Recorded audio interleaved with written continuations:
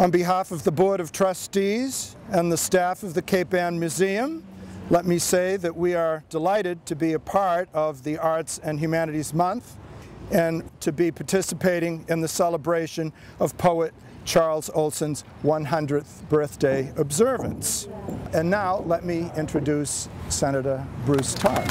We are here in an incredibly historic place to talk about all of the things that arts and culture mean to the Commonwealth of Massachusetts. And what an incredible way to be able to do it as we celebrate and begin the celebration of Charles Olson's 100th birthday.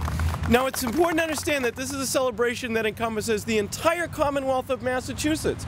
And by virtue of recognizing this, all of us in state government hope to bring the community that cares about art and cares about culture together and invigorate it and enliven it so that we can move forward with this great project of telling the entire world what we have that's special here in the Commonwealth of Massachusetts. But so often, when we think about that, it's too easy to think about artists in the vacuum, in the abstract. And one of the things that Olson, I think, reminds us very much of is how someone can be a part of a community and live and breathe and work in that community and look at it through a different lens that enlightens all of the people that may have lived in that place or known about that place for their entire lifetime. Art in Massachusetts is life, and we give life to so much art. And Peter tells me that it was not uncommon for Olson actually to play ball with my uncles in the cornfield that sits next to my house that was purchased by my grandparents when they came here from Greece. And so we think about how art is so intertwined, not only in the fabric and the culture of Massachusetts from an artistic standpoint and an intellectual standpoint, but also as a part of life. I'd just like to build on what Senator Tarr said. There was this great John Kennedy quote, President Kennedy quote, and he read it, and I don't have it with me, so I'm just going to paraphrase a little bit of it. But he pointed to poetry in the arts, and he said that when we look at literary works and we look at poetry, that's what stirs the soul.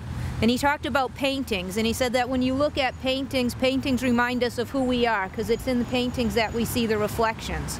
And he talked about music. And he talked about the gift that music is, because like poetry, it too stirs the soul. And how lucky are we to have the Olson Festival this week? And Margaret mentioned John F. Kennedy. Charles Olson was John F. Kennedy's English instructor at Harvard.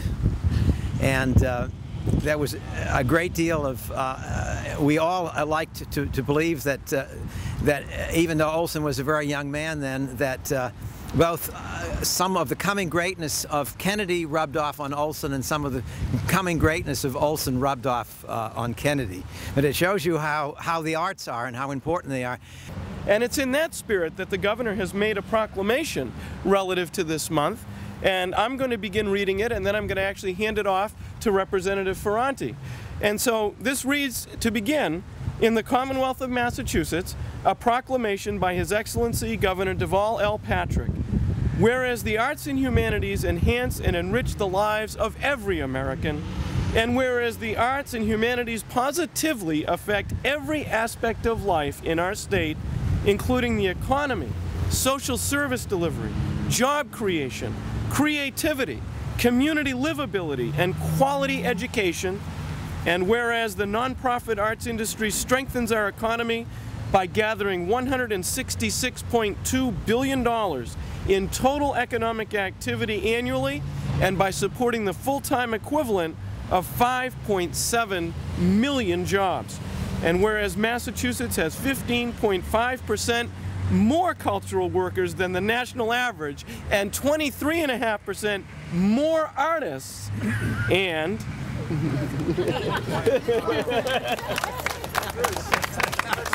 whereas Massachusetts is also home to the oldest working art colony in the country, namely Rocky Neck Art Colony, and whereas the month of October has been recognized as National Arts and Humanities Month by thousands of art and cultural organizations, communities, and states across the country, as well as by the White House and Congress for more than 2 decades. Now, therefore, I, Deval L. Patrick, Governor of the Commonwealth of Massachusetts, do hereby proclaim October 2010 to be Arts and Humanities Month. Please come in and see Susan Aroney and Paul Carey Goldberg's work, which really reflects and represents the spirit of artists and how they're reflecting on Charles Olson for this wonderful event. So thank you all very much.